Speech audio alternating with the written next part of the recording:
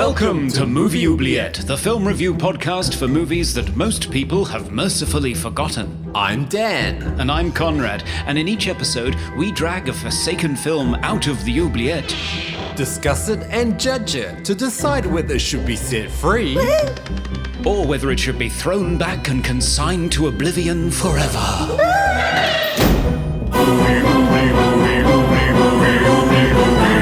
We review the films others tend to forget. Come with us and open up the movie oubliette. Greetings, you're listening to Movie Oubliette, episode 110, a continental circumferencing podcast with me, Dan, forlornly waiting for the rain to stop to liberate my car from the front lawn in Melbourne, Australia. And me, Conrad, forlornly waiting for rain to start in Cambridge, UK. In this podcast, we deliberate intently over genre films, horror, sci-fi, and fantasy, because we love point-of-view shots from ferocious hunters. Hello, Conrad. Hello, Dan. So, is the car still stuck on your lawn? It's still stuck. It's been very wet, and it's kind of... there's no point trying to move it because it's probably just going to get stuck again. So, it's just a waiting game at this point. Oh, my. This is amazing. This is quite the saga. So, we talked about this on our minisode. We did, yes. But, yes. Yeah... it's quite amazing how you've managed to get your car stuck. I never thought it rained that much in Australia. Yeah. I mean, this is the time of year. It's spring. Okay. And meanwhile, in England, which is famous for rain, it hasn't rained for months and months and months and months. I had a brief shower during the minisode, but that's all gone. And it's bone dry out there again. So, yeah, it's quite... odd. Climate's changing, everyone. It really is. Now, excitingly, Dan and I are not alone today. We are joined by a writer, director, video essayist extraordinaire and good friend of the pod. It's Serge Bodnarchuk of Cold Crush Pictures. Hello, Serge. Hey. Hi, Welcome how's it back. going? Very well, yes. It's great to see you again after Iconicon. Is it raining in Seattle? Weirdly enough, it's not. We've also been going through a bizarrely dry summer. We got our first rain in weeks last night, though, so I'm hoping it will... I'm a big fan of cold, wet, rainy days. Haven't gotten my fill yet since I moved here a year ago to Seattle. Looking forward to the city living up to its stereotype soon. Yes. Yeah. Sure. But it is great to be back on this, my 5th episode of the pod. Wow. Is it 5th already? Yeah, no, is that more years than we've been operating? That's amazing. Well, it's because I was doing the math too. I was like, you've only been broadcasting for 4 years, and it's because I started on year 0. Yeah, and you were also on our 100th episode as well. Oh, yeah. Yeah, the live stream. So is that 6? Yeah, I guess so. So what are you working on your channel at the moment? What can we look forward to? Well, I should have another video coming out with hopefully within a week or two of this episode, which it's called Spitballing the Future of Cinema, where it's, it's kind of fun to work on a video that's not quite so research heavy, because I'm just predicting the future, and who knows if it'll be true or not. It's an interesting topic for sure, because certainly in my neck of the woods, the cinema is going bankrupt, which is very disappointing. The challenge of writing this particular episode is cataloging all the doom and gloom and then trying to figure out how to not leave it at that. It's like, well, these are 5 awful things I've noticed about the industry. Don't forget to like and subscribe. I'm sure you'll find a way to make it entertaining. Oh, yes. Conrad, so what's in the mailbag today? Well, we had a lovely long letter from one of our patrons, Ozma, big fan of the show and of Return to Oz in particular. Yes. And she got in touch about Waterworld, and she said, There's something that's always amused me in this film. It's the fact that the bad guys are called the smokers. I feel like there's a very 90s sort of message, like smoking is bad, so the bad guys are the smokers, and they smoke cigarettes all the time. But where do they find their cigarettes? It's Waterworld. Everything is supposed to be damp, but apparently even after a jet ski stunt, they have dry cigarettes in their pockets. I don't know why it always amused me. That's very true. That's very true. It is. And these are like, what, like 200-year-old cigarettes? Surely they taste disgusting. Yeah, they must do. Must do. When we asked people to name their favourite box office bomb in honour of Waterworld, Eddie Coulter said, so many to choose. Some of my favourites, The Adventures of Baron Munchausen. One of my favourites. I love it. The 13th Warrior. Hudson Hawk. Cutthroat Island, which came up while we were talking about Waterworld. John Carter, not of Mars, apparently. And The Black Cauldron. Ah, right. Yeah, I actually really like John Carter. I think it's a great movie. I remember enjoying it, and just thinking, this is just a normal summer blockbuster. What's the problem? Yeah, I think the problem with John Carter is that it took so long to finally adapt. It did. That directors had already been strip mining the story for a century, that by the time it came out, it just felt like it kind of been there, done that. Yeah, it's true. A lot of people looked at it and thought, hey, this is Star Wars. Yeah. Yeah. Well, I don't know. I liked it. So did I. In the same genre, Chrissy said Titan AE is deemed a bomb, but I really liked it. Yeah, that movie's it's not bad. Some of the visual effects date like quite badly because it's a combination of 2D and 3D, and the 3D stuff is a bit jarring. I don't know. It's that era of animation where it doesn't quite mesh. It's the same with Treasure Planet. Oh yeah.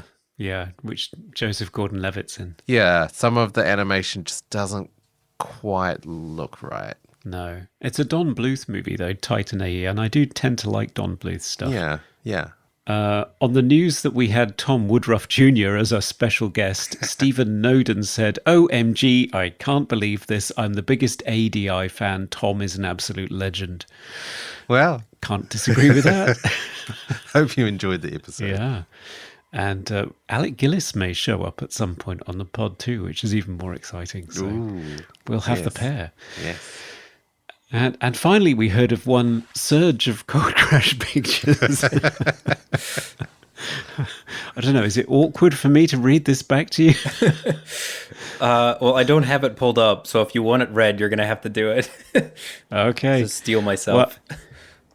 Well, part of me always imagines that part of the fun for you is imagining me in my British accent reading out some of your Americanisms. So let's see how this goes. Kinda shocked at how watchable The Thing with Two Heads is. It's a fun mix of the craziest shit on paper and playing it completely straight. And I think it does a better job of getting me to suspend my disbelief than most Marvel films, which... Wow. Okay. Yeah, I liked that's a it. claim. I liked it with this important qualifier. I liked it for what it is. Yes. Yeah. I think I did too. I mean, it was just insane. I mean, I couldn't recommend it because I just didn't think, just technically, I just didn't think it was a very good film. But I didn't hate it. Yeah, it's an oddity for sure, especially with how much runtime that car chase is. I definitely picked up my phone at some point during that car chase, and like I was scrolling through stuff, and then I look up and they're like, is this the same car chase? Yeah, it's pretty amazing, but that's just the 70s, I guess. They just love their car chases and Southern sheriffs getting annoyed. Well, I guess we ought to pick something to talk about today. So Serge is our special guest who is allowed in the oubliette because you've had the training. Yep. Would you like to make your way on over there? I would, yeah. Okay, here I go. Okay. Oh, wow. It's like some ruined building. Oh, it's a church. I see like stained glass and stuff. Oh. Is that a baby crying? Weird. This is a mess. Okay. I got the film. It's buried in some rubble. Okay, I better get out of here. The baby cries are starting to sound like a wolf. Weird. Hey, wolves don't kill people. That's a myth. Okay, I'm back. Oh, Welcome back. I thought I saw some red eyes on the stairs there for a moment. Yes. So what do you have for us today, Serge? I have the 1981 American police procedural horror thriller Wolfen, starring Albert Finney, Diane Venora, Edward James Olmos, Gregory Hines, Tom Noonan, and Dick O'Neill, based on the novel by Whitley Strieber, directed by Michael Wadley, with a screenplay by David Ayer, Michael Wadley, and uncredited work by Eric Roth, according to IMDb. Ooh. So, what story did they come up with? Well, when a New York billionaire real estate tycoon, who definitely isn't modeled after Donald Trump, is violently murdered in Battery Park alongside his wife and voodoo-practicing Haitian bodyguard, hard-boiled detective Dewey Wilson comes out of early retirement to solve the case. Are the culprits well-financed terrorists, leftist nepotism babies, or ancient shape-shifting animal spirits that may or may not be gods? Find out in this oft-forgotten, not technically a werewolf movie, in a year that just so happened to be chock full of them, Wolfen. Okay, after the break. Yeah.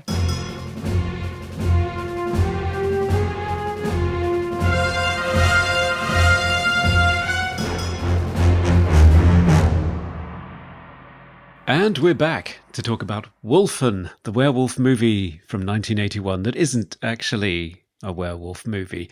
I had seen this one before on VHS. I was a teenager. I was lapping up 80s werewolf movies. I watched this one. It wasn't a werewolf movie. I was deeply disappointed in it and have forgotten it ever since. Serge, had you seen this movie before? I hadn't, but it's been on my watch list forever because I have known at some point I'd read that 1981 was the year of the werewolf movie, where there were 4. And I had only seen one of them, which is the most famous of them, An American Werewolf in London. Mm-hmm. But then the other 3 were Wolfen, The Howling by Joe Dante, and Full Moon High, I think it's called. Yes. Right. But anyway, these 3 had been on my watch list forever. But no, I had not seen Wolfen yet. Just happy to finally get to it. Ah, how about you, Dan? No, it's been on my watch list for a long time. And I bought the DVD like maybe a year or 2 ago. It's in my giant pile of oubliette movies I had yet to watch. And you can't see this, listeners, but my dog's trying to get as much attention as possible. They might be able to hear it. There is a wolf on the pod. But yeah, the cover of Wolfen, I mean, it looks amazing. There's like some sort of wolf-like creature, and it's got the writing of Wolfen's all like scratchy. It looks like a very visceral, violent movie, which this movie is to some respects. But yes, not really any werewolves in it. I did have some questions. Yes. Well, go ahead. Yeah, so I guess just going straight to the end, really. Big spoilers here. They're not werewolves. They're just wolves. They're ancient wolf animal spirits Yeah. that can apparently teleport. Yeah, to the penthouse suite. Yep. And they disappear as well. Yep. So they are more spiritual beings. That was certainly my takeaway. Yeah. But they're not Native Americans imbued into wolves or anything. They are a separate species or entity, Right. An ancient wolf species. And the reason that has to be asked is because that's the working theory of the main character for like a quarter of the film is like, are these Native American day laborers turning into wolves at night and murdering people? And anyway, the answer winds up being no. No. They're just Native American day laborers. Yeah, you can understand why Albert Finney's Dewey might come to this conclusion, because at one point, Edward James Olmos, playing the character Holt, looks up at the moon, goes to the beach, strips naked, and makes paw prints in the sand, laps up water whilst making very suggestive thrusting motions. Yes. And then prowls and chases Dewey across the beach, and then just says, "It's all in the head," and then walks away. Yeah, I was a little disappointed. I thought, oh, here we go. Here's the transformation scene that I've been waiting for. Yes. But no. No, the Native Americans are a red herring, although they do, just before the beginning of the third act, explain exactly what the history of the Wolfen is and where they come from, and that they predate modern society, that at one point the Native Americans, I believe, lived in harmony with them, in balance. Sure. And it's only because of Western civilization eating up territories that they have come back to protect their hunting grounds. And I mean, they're equal opportunity killers. At one point, they kill somebody who is definitely not Donald Trump.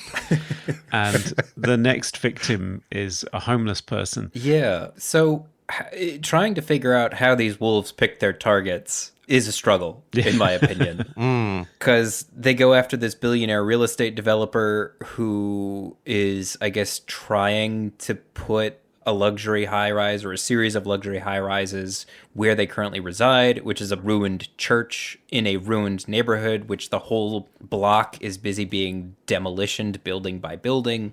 And so they go after the billionaire, which I'm no real estate lawyer, but I'm pretty sure the deal can still proceed. Yeah. Even if a real estate mogul is killed in a park. But then they also target random homeless people who are in the area. And then, of course, they venture into the city going after every member of this police squad who are investigating the billionaire's murder. And that's the plot, is the police are trying to figure out who killed this billionaire in Battery Park. And the wolves keep on zeroing in. They're not really getting a whole lot closer. Well, I guess they're kind of getting close. Like, they visit the church, which seems to be these wolves' base of operation. But they're not going to book wolves. And they're supernatural wolves, so it's not like they're going to call animal control and evict them. These police officers pose no threat to these wolves, and yet these wolves are targeting each individual member of the force one by one, which eats up about half the runtime. So anyway, just to circle back to the point of like motivation, it just kind of feels like whenever they need a death scene or an attack scene, one just happens. Pretty much. Yeah, and I didn't really understand like how intelligent they were as well. Because if they're intelligent to track down the police force, that's like human intelligence. But then I don't really get their motivations for a lot of the other stuff that they do. No. And I mean, at the end of the movie, there is a standoff between Dewey and the Wolfen, whereby Dewey, I mean, you were saying, Serge, that the deal will go ahead with or without the property developer. I think the deal will also go ahead even if Dewey destroys the model of it that's in the property developer's office. Yep. But he seems to think that symbolically destroying the model will convey to the Wolfen, your territory is safe. We will no longer touch it. But I don't think that's his decision. I think it's completely above his pay grade. Yeah. But to your point, Dan, it seems to suggest a level of intelligence that is baffling. Yeah. Are these real wolves as well in the movie? They are, yeah. I mean, you finally see one. I think it's an hour and 38 minutes in, you finally see a wolf. Yeah. I wrote it down too. Yeah. It's slow, this movie. Yeah. And when you do see them, they look like they're some sort of effect. I mean, they are scary. They are. So kudos for that. I didn't think they were that scary. Did you not? I don't know. Well, the big fluffy white one, maybe not. He just looked kind of cuddly.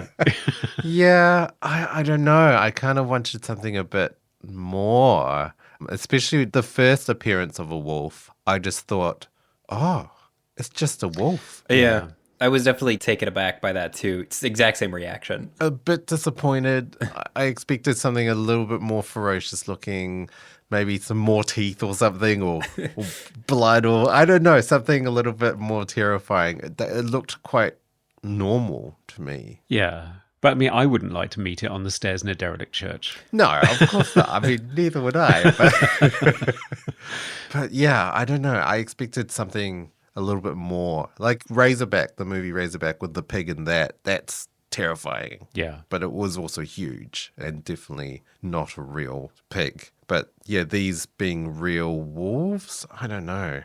Not so terrifying. Well, either their teeth are razor sharp, or in this universe, human beings are just like rag dolls, because as soon as they launch themselves at people, bits of them just come off. Yeah. Hands, I know. heads. Yeah. There's a lot of shots of a wolf leaping at someone, and then there's a cutaway, and then you see just a body part flying through the air Yeah. as if it, Limbs flying. as if it were a wax sculpture. But I think there's only really one scene where you see contact. Yeah. So that scene outside with the old guy and the car explodes at some point. Oh, yeah.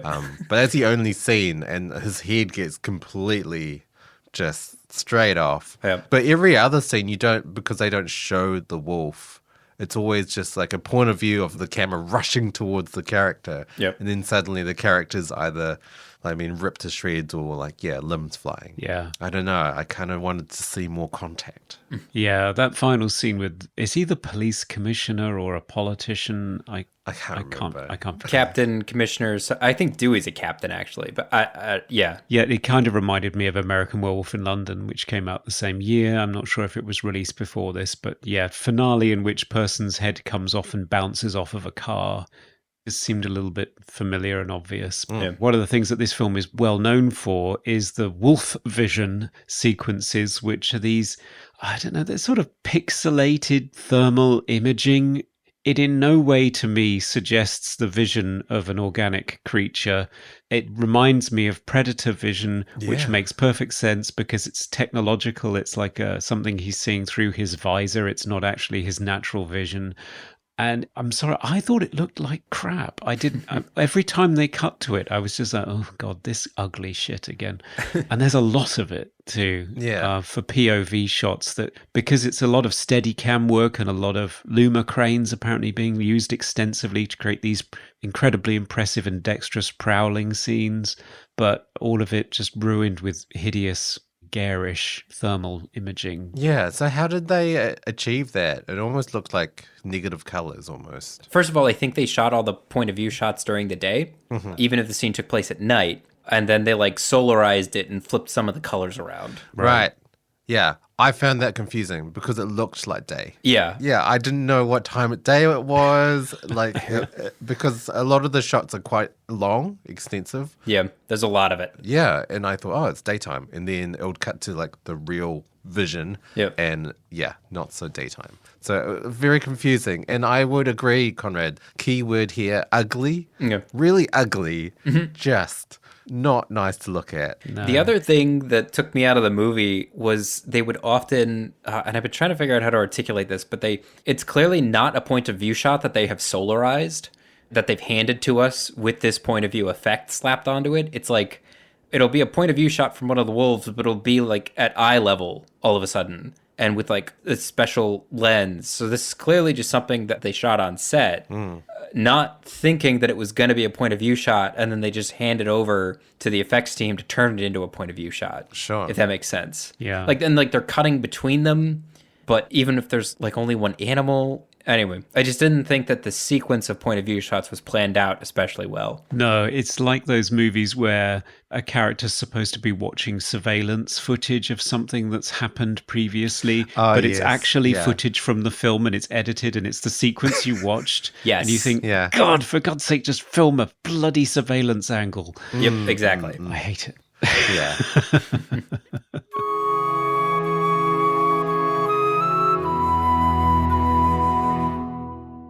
Can we sort of backtrack and talk about the plot of this movie? Because it is quite complex. Because when they're sort of investigating, they go through terrorism theories and They have a lot of wacky theories. gang warfare, mutilations. It's To be honest, ancient spirit wolves is not the craziest idea that they suggest.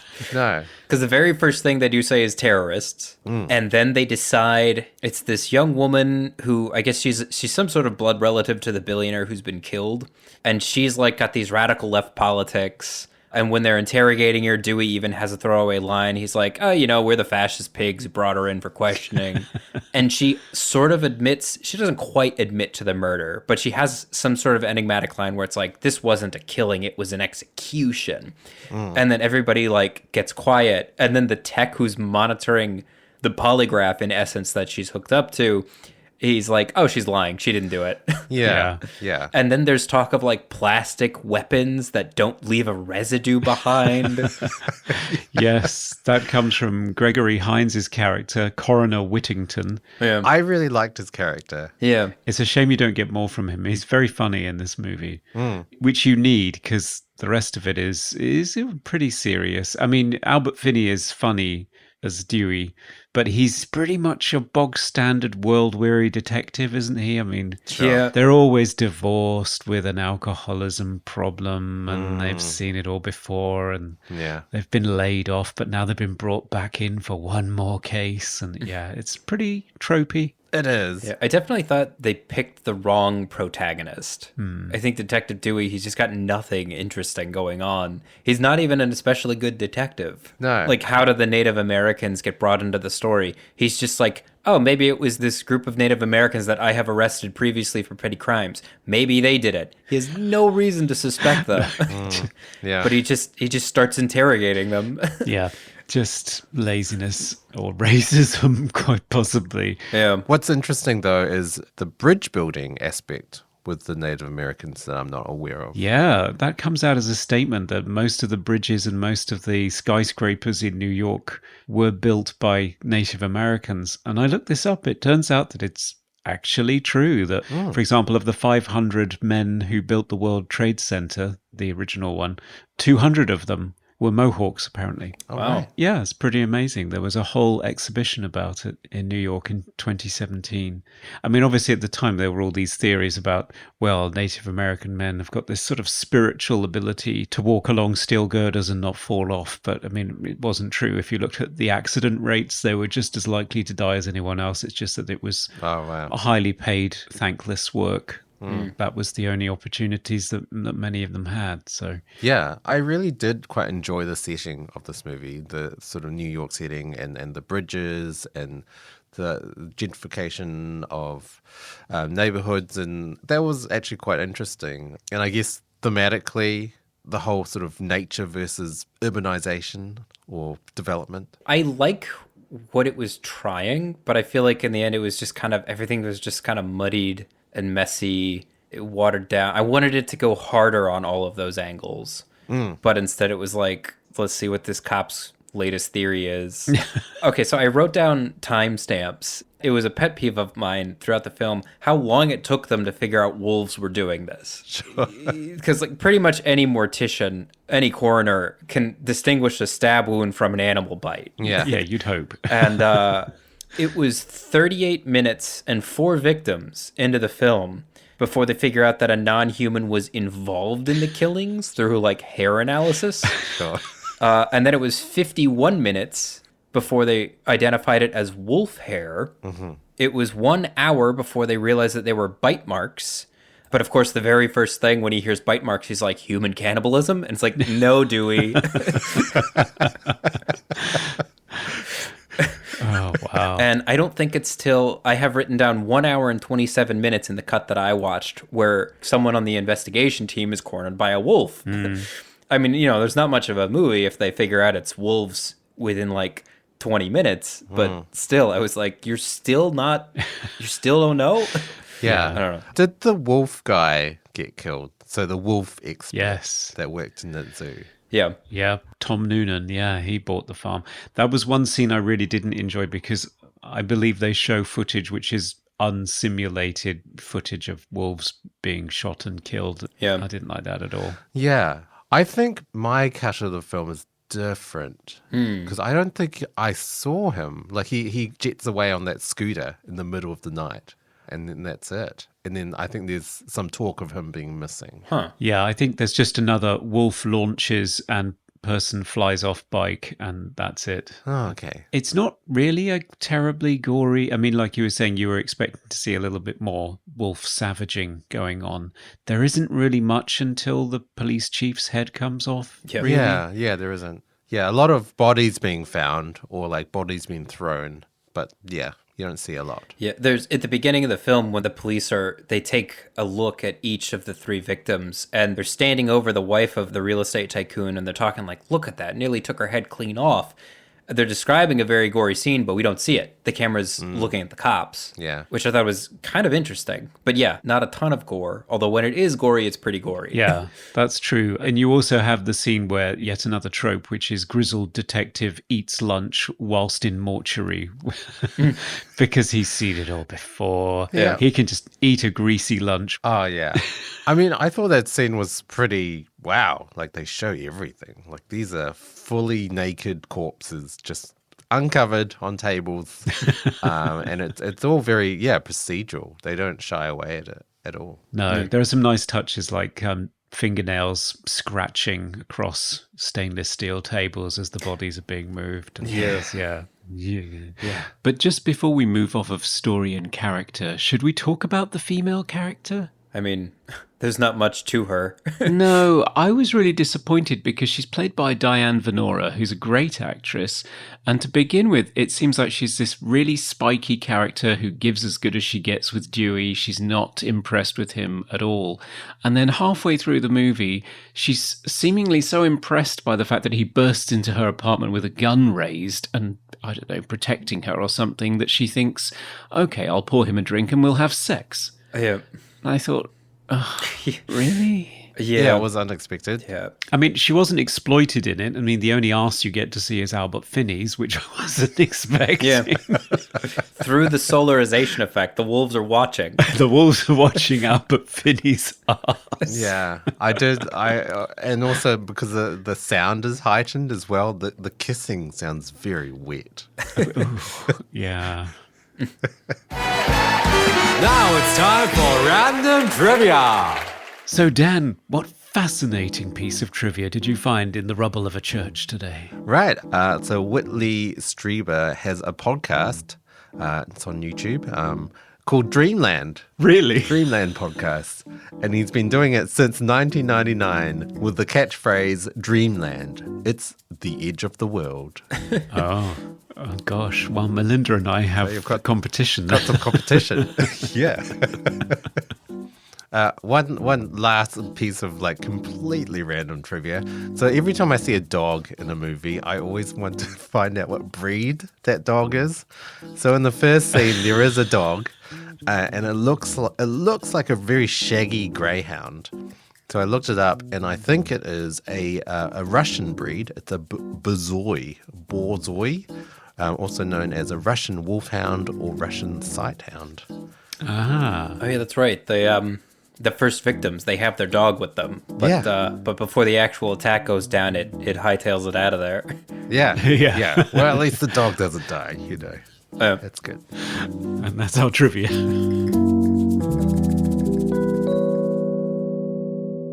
So the director, Michael Wadley, this is the only film he's directed that isn't a documentary. He's done a Woodstock documentary that's quite renowned. And I also found that he's been a Harvard professor. He's a spokesman for the IPCC, the Intergovernmental Panel on Climate Change. So this movie does make sense on that respect. Nature versus development and ancient creatures versus human population taking over. But his only film, Wolfen. I think the screenwriter, David Ayer, this might be his only credit too. Or it was like no more than 3, I don't think, on IMDb. Anyway, I found that fascinating. Yeah. In Wadley's case, I think because the Woodstock documentary was so wildly popular, I think it won Oscars and was a box office smash despite being almost 4 hours long, I believe. I've never seen it. I know it's a cultural touchstone. I haven't seen it. I haven't seen it either. I mean, No. as a non-American, I think there's maybe a disconnect because it's just not part of my history. Well, I haven't seen it either. Okay. Okay. Maybe it's a generational thing. Yeah, maybe. But, I mean, because it was such a big thing and it made so much money on such a small budget, I think the budget was like 6 million and it raked in a lot, the box office, because it captured the zeitgeist of the period. Warner Brothers was quite willing to just throw any amount of money at Wadley to do anything he wanted. He was working on some groundbreaking epic about the American Revolution, and it didn't quite get off the ground. But finally, I think it was Orion Pictures went to him and said, "We've got a ton of books that we bought the rights to. Which one of them do you want to do?" And he said, quote, "I picked Wolfen. I didn't like the book, but I liked the premise. I rewrote it as Moby Dick, the horror story, a sugarcoating around some serious ecological issues. Before Columbus, there were 2 hunting tribes in America, 2 successful animals, Indians and wolves, who respected each other. There were 2 million wolves here in the 15th century. Now there are 200. At the end of my movie, Albert Finney faces the alpha wolf, harpoon in hand, and a chance of blowing him away, but realizes a wolf is a creature of nature and the detective is just a chained dog, and that man, not wolf, has formed the unjust society." So that's what he was trying to achieve. He was fired after 2 years of laboured filming, and he took them to the Directors Guild. He did actually win his case. It was the longest case the Directors Guild had ever arbitrated. 21 days it lasted. But they finally determined that he did have the right to a director's cut that was previewed by at least 100 people of a suitable demographic split to judge the possible success of the film. And he got a cut, but he didn't get a preview. So they awarded him some money and he walked away and never really came back to Hollywood again because in his heart of hearts, I don't really think he was interested. He was interested in messaging, of getting some thoughts and ideas across, but not necessarily interested in being a Hollywood blockbuster movie maker necessarily. Right. Yeah. It seems that way. So the book that this is based on is The Wolfen by Whitley Strieber, who's had a number of books made into movies. So The Hunger, Communion, and apparently also The Day After Tomorrow was also based on one of his books. Oh, really? Yeah. Which also features wolves in New York. Oh, right. Yes. I haven't seen it. I don't know about the book, but the movie does. Yeah, I mean, it came out with all those disaster movies coming out, and I just thought, okay, I've seen Deep Impact. I don't need to see any more disaster movies. Oh, I quite like The Day After Tomorrow. I Yeah. mean, it's okay. ridiculous, but I mean, it's got Jake Gyllenhaal, and he just spends the entire movie saying, "My dad is coming. My dad is coming." That's all his character does. That's his arc, and his dad comes, and it's Dennis Quaid. So that's great. That's good. I got a soft spot for that movie too. Yeah. And it's got Ian Holm as typical British man who just talks about biscuits and tea as the apocalypse draws in, which I love. Yeah, Whitley Strieber's an interesting character because I think Communion is his autobiographical book about how he's been abducted by aliens a lot. Oh, hell yeah. And the movie features none other than Christopher Walken playing Whitley Strieber, so I want to see that at some point. Yeah, I've got it, actually. It's probably down there in the oubliette. Oh, yeah. I remember watching The Hunger. It's got David Bowie in it, directed by Tony Scott. At the time, I felt it was over theatrical, and it's very of its time, especially with David Bowie. Yeah, in it. I haven't seen it. Yeah, it's an interesting take on vampires. It's very stylish. I've been meaning to watch it. Yeah. Going back to Wolfen, I did quite like the attention to sound and the score as well. A lot of interesting approaches to sound from the point of view of the wolf, some sort of weird detuning chorus effect on everything. The gain was like cranked up as well, so things were hyper loud, which was an interesting approach. What do you think about the sound? So I'm not trained in sound. I appreciated a gag where Whittington and Dewey are staking out the church. Ah, yes. And they have a parabolic microphone so that they can pick up sounds happening from across the street. And Whittington opens up a soda next to it and it nearly blows out his eardrum. It sounds like a gunshot. It's amazing. Yeah. In terms of sound design, the thing that I noticed is the score, which is done by James Horner, who, for those who don't know, this was right at the beginning of his career, but he went on to do some very famous scores, probably most notably Titanic. Yeah, I'd also like to pick out that one of the other films that we've done with you, Serge, with Krull, which he also did the score for. Yes. Yes. When I saw Krull, because I looked up his filmography and I saw Krull on there, and I was like, did he score any of the others that I've guest starred on? And then I thought, maybe Capricorn 1, but that was Jerry Goldsmith. Yes, it was. And then the other famous one that James Horner has done is Aliens, which I'll go ahead and say now. I thought I was so clever when I was listening to Wolfen, and right when all hell is breaking loose in the last reel, I'm listening to the score and I'm like, this is Aliens. James Horner has totally repurposed this score and put it into Aliens 5 years after this one. And I thought it was so clever. And I go to his wiki page, and there's a section on his wiki page about how he would borrow music and repurpose it. and Wolfen and Aliens is on there. Right. So that's what I noticed about the score. I was like, this is a good score, but I mean, it's so good he used it twice. Yeah. I mean, he is well known for this kind of thing. I mean, Aliens is kind of a patchwork of all kinds of classical pieces and things that he'd done before. A lot of them from Star Trek II, which Wolfen resembles a lot as well. I mean, the Wolfen theme is not far from Khan's theme in Wrath of Khan, to be honest. But in fairness to him, he was writing a replacement score, and I think he wrote it in something like 5 days or something. I read 12. 12 days is what I read, yeah. Right, okay. Maybe it was recorded in 5 days, but it was at breakneck speed. This was to replace an original score by Craig Safan, who did the score to The Last Starfighter. But this was in a very different style because Michael Wadley wanted something that was very stylized, so it wasn't the sort of big heroic stuff that he was doing for The Last Starfighter. So I have heard Craig Safan's score. It's very weird. Okay. Tonally would have been a very, very different movie. Sure. I really like James Horner's score in this. I particularly like the sort of noble elegiac stuff that he does, particularly around the Native Americans standing on top of bridges, whirling strings around over their heads. I don't know what they're doing. Yeah, that thing that he's spinning around. I know it as a bull roarer. Okay. And we used to make them in primary school. We just tie a piece of string to a ruler, and then it would make the same noise. It's pretty cool, actually. Yeah, it's definitely a thing, a musical thing. It's just I don't often see it on top of the Manhattan Bridge. No. Some of the footage they got up there was scary. There are shots of Albert Finney standing on top of the suspension part of it rather than the actual bridge. I mean, I wouldn't like to be up there. My knees would go to jelly. Yeah, me too. Yeah, I have written down in my notes that by far the most tense sequence in the film is when he's having a conversation, but it's on top of the Manhattan Bridge with like no support. And it's supposed to be tense for that reason. They're supposed to be having a semi-innocuous conversation, but he keeps looking down, and I'm looking at him and I'm like, I don't remember them being tied to anything. I was getting vertigo just watching it. Yeah. Visually, it is a beautiful film when it isn't doing the animal point of view shots. And that combined with this image of New York at a very particular time in its history, I think this is sort of grungy, pre-Disneyfied, pre-gentrified New York.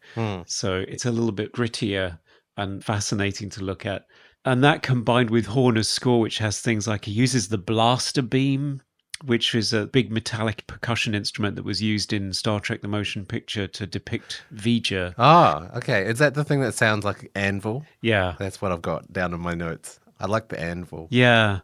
It's a little bit like an anvil and a little bit like an artillery shell. It's a very peculiar instrument. Cool. He uses it on Wolfen, but not on Star Trek 2, I don't think, which seemed like the logical choice. But anyway, he uses it when they're sort of exploring the derelict church. Yeah, I mean, it's a very handsome, meticulously made film, and it feels like it's trying to achieve a very particular effect. But what the director wanted is not what we're seeing, because he was taken off the picture and it was re-edited. I think his original cut was 4 hours. Oh, so, wow. Yeah, your timestamp search could have been even longer for how long it took them to figure out it was a wolf. Wow. Yeah. I quite like James Horner's score in this. Yeah, it was quite experimental almost. Like a lot of extended techniques for the instrument playing, like really high strings, like quite almost overbowed, like very harsh at times, really blasted out brass notes and interesting metallic percussion.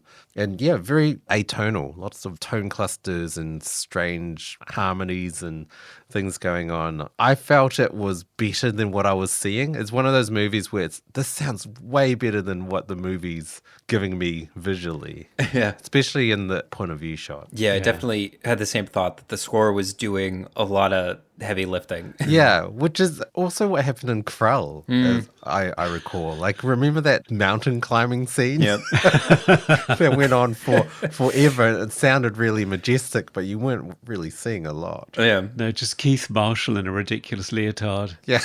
Actually, I think for some long shots it wasn't Keith Marshall at all. Right, yeah. Oh, yeah, they hired like the best mountaineer in Switzerland or something. Yeah, they did and said, right, put on these stripy black and grey leotards and go for it. Yeah.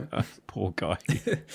Coming to you live from the Movie Oubliette Theatre, it's the prestigious Mobley Awards.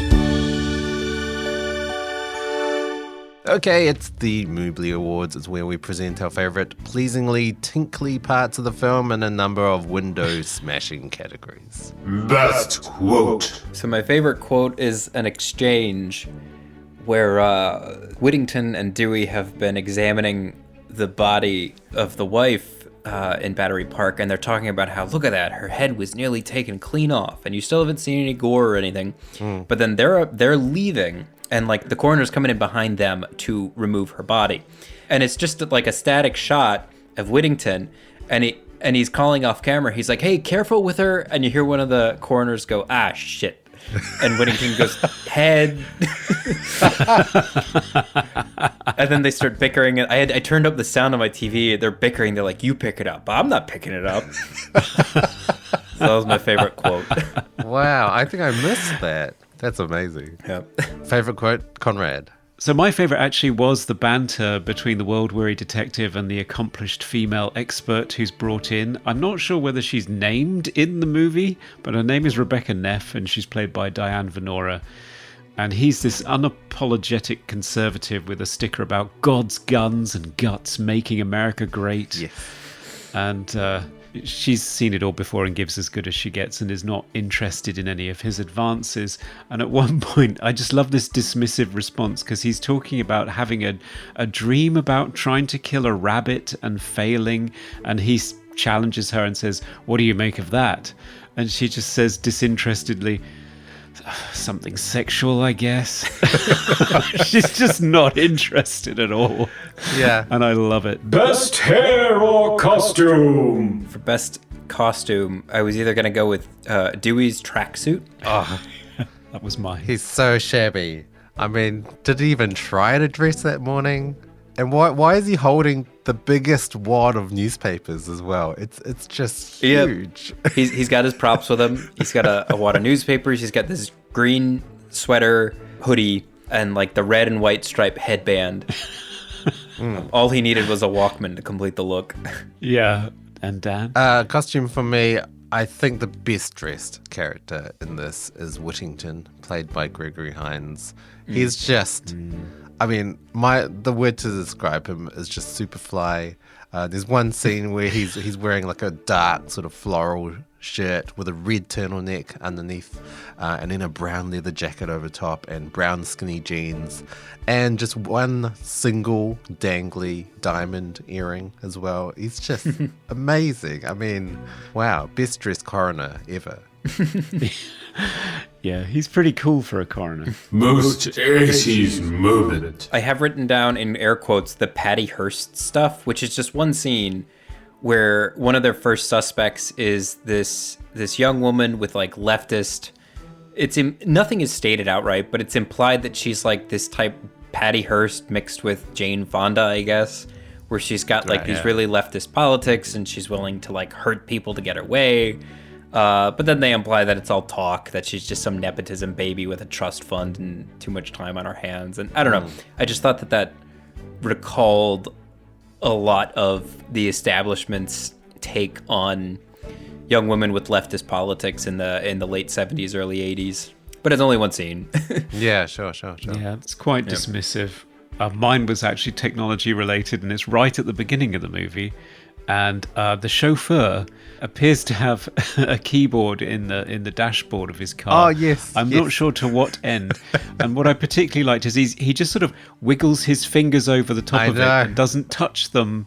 There's no Foley either, so they haven't even tried to fake the fact that he touched it, but still text appears up on screen.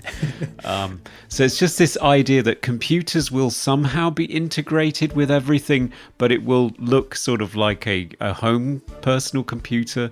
I thought that shot was so strange. Like, why isn't he pushing the buttons? And why didn't they? Yeah, I know. It just doesn't make any sense. Favorite scene? So my favorite scene, probably overall, is when Dewey is... I would say he's tracking down a lead, except he has no reason to suspect the Native Americans, but when he goes up to the top of the bridge to sort of, hey, you know anything about these grisly murders? And what I like about the scene, besides the fact of the location and how it makes the scene tenser than it should be, is that the Holt, played by Edward James Olmos, he's totally messing with Dewey. He's like, oh yeah, I shapeshift into a wolf all the time. Yeah. Which comes back to bite Dewey on the butt when Holt gets to chase him on the beach. Yeah. But anyway, I like that scene. Yeah, he's saying about, oh yeah, sometimes I turn into an eagle. All you have to do is spread your wings and fly. Give it, and then unhooks his safety rope and then just dares him to give it a go. Yeah. Oh, it's really terrifying, actually. My favorite scene was Dewey and Whittington going hunting for wolves with their surveillance equipment. It's tense. It's funny because Whittington does a full moon for the benefit of Dewey's night vision. It's suspenseful and it's climactic because we finally do get to see a wolf, which is, only 20 minutes away from the movie ending, but, at last. Favorite scene for me? I quite like the first scene. I thought it was a really nice setup for the wolf creature. It was quite visceral. I kind of wanted more scenes like that. But yeah, I also like the attention to sound in that scene with the weird sound sculptures, the windmill thing and the sail thing that spins around. It just added, a really nice atmosphere to the whole scene. Most cliche moment. Well, the black guy dies first. That's what I had written down. Yeah. Yeah. The black guy literally dies first. He really does, yes. And he's bitten with such force that his hand just rips right off. It flies across the room. How about you, Dan? The fake cat scare. I mean, it's just ridiculous at this point. When Rebecca goes to investigate her balcony and her cat pops out of nowhere. I mean, granted, there's no huge music sting that goes with it. It's just, oh, cat, meow, and then that's it. So, and there's, no tipping over of garbage cans or anything like that. So maybe not as cliche as it could have been, but pretty cliche. Best special effect. So this movie has this recurring motif of bodies remaining slightly animate after they die. Like when they're moving corpses from one table to the other in the coroner's office, like the fingers are still curled around the edge of the table and they gotta yank them off. But so when the bodyguard's hand is severed, the last shot of that whole sequence is his severed hand lying on the ground gripping a gun, and it slowly unclenches the gun. I love that. Which I thought was a fun effect. Yeah, that was my favorite effect as well because it was just so subtle and it doesn't really happen until right at the end of that shot as well. Yeah. So it's a really good severed hand that moves. Mine is more of a practical effect, and it's just from the climax of the movie when the wolves teleport to the top of a penthouse. But I'm just impressed that they managed to get these dogs or wolves to jump through glass. Yeah, I don't know how how did they achieve that? I have no idea, but they've got dogs jumping through glass, presumably sugar glass, but I don't know how they convinced them to do it. It's also through the mirror blinds as well. I mean, that's... Yeah. Wow. Favorite sound effect. For me, it was the howl, and I think in any wolf movie, you've got to get the howls right, and it didn't sound like sort of bog standard stock howling noises. They were quite eerie and strange and haunting. So I thought it was great. I mean, it's still not my favorite wolf howl. That has to go to American Werewolf in London. Yeah. Which I looked it up, and John Landis says that it's 9 different sounds stitched together, including a wolf, a lion, a panther, and even a locomotive train. So Right.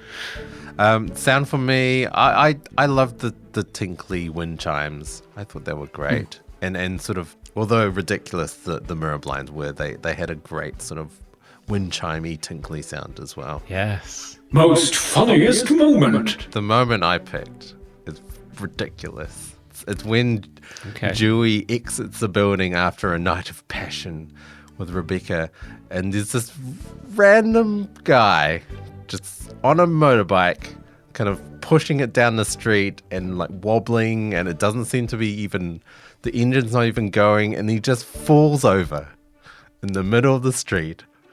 What? Did you notice, though, whose bike that was? No. That was the wolf expert's bike. Right. Yes. Oh, wow. Okay. So that was Dewey's indication that something was wrong with their wolf expert. That someone's riding his bike around New York. Right. Okay. My favorite scene is actually a favorite shot. It's when Whittington is in the church and he's like waiting for some killer to emerge, and then the wolf shows up behind him, and there's a shot from the wolf's perspective, but ironically not changed in any way. But it's just Whittington does this double take that always makes me laugh. He like looks back, sees this wolf snarling at him, head turns back to 12 o'clock, and then no, I should pay attention to this, and he's back on the wolf. And it makes me laugh. Oh, poor Gregory Hines. Yeah. And that's our Mooblies. Yeah. Hi, I'm Bernard Rose, the director of Paper House, and you're listening to Movie Oubliette.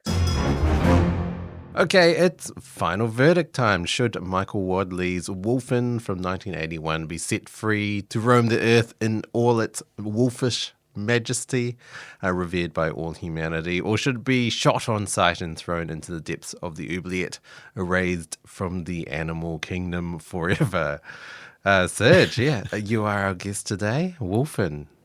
So I definitely think the pitch for this movie is better than the final product. Like, I want to remake it. I watched this film and I'm like, I can fix it. Sure.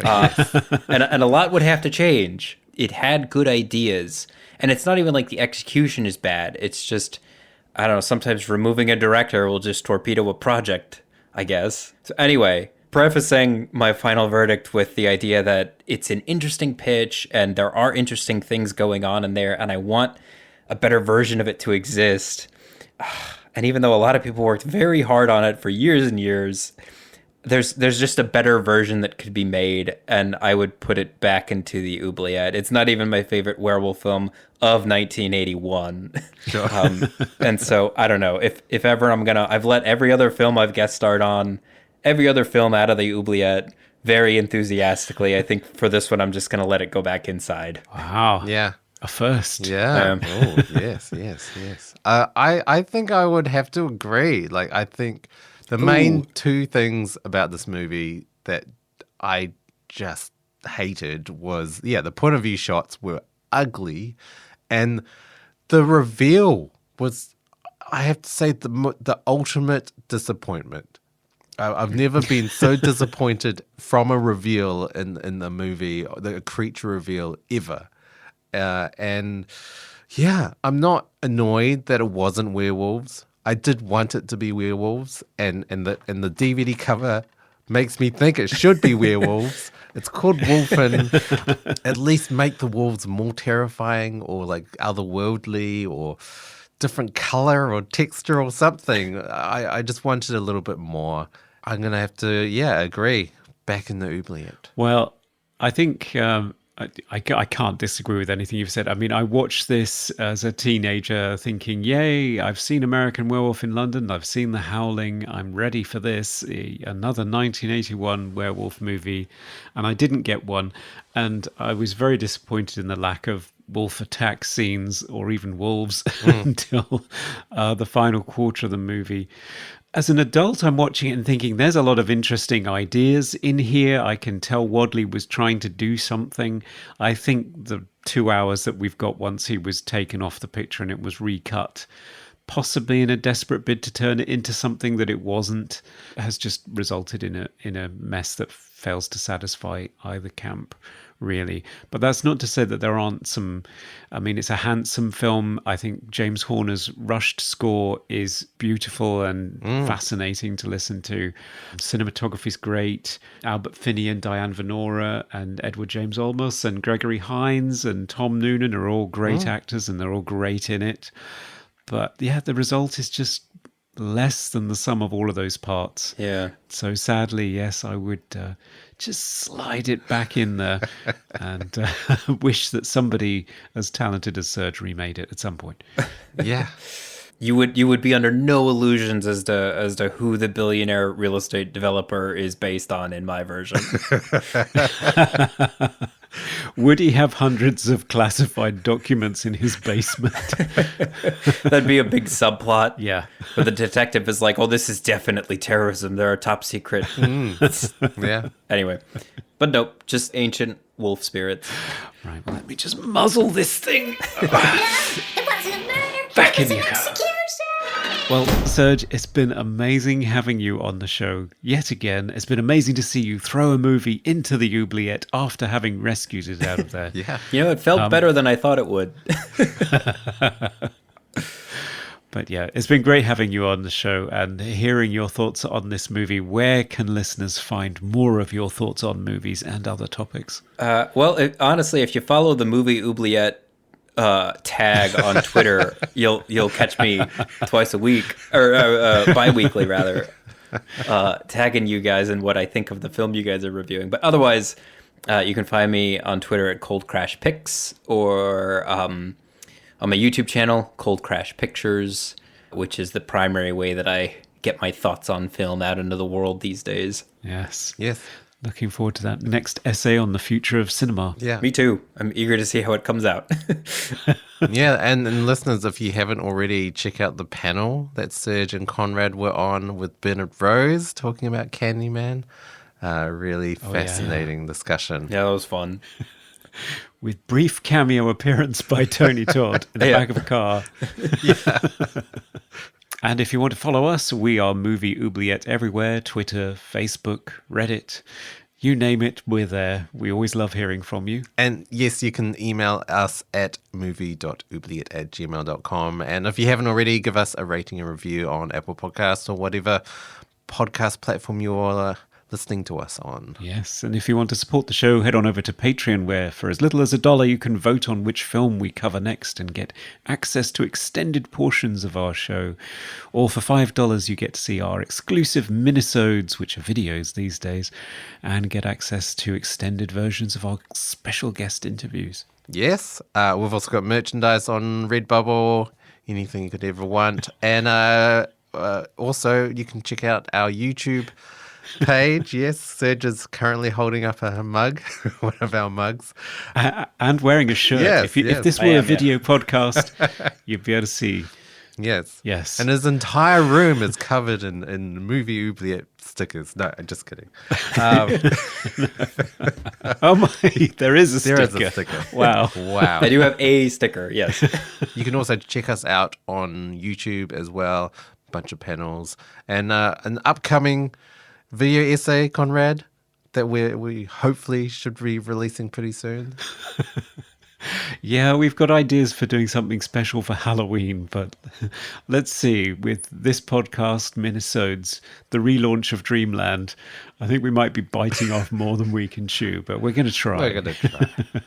So, Conrad, what are we going to be doing next episode? Well, Dan, you'll be pleased to hear that we are still in the 80s. Oh, because our next guest picked this movie for us based on having recently read the book.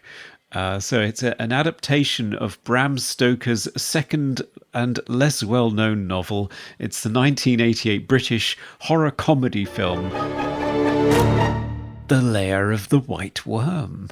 Oh, wow. That was written by Bram Stoker? It was indeed. Wow. And the book is absolutely abysmal, according to our guest.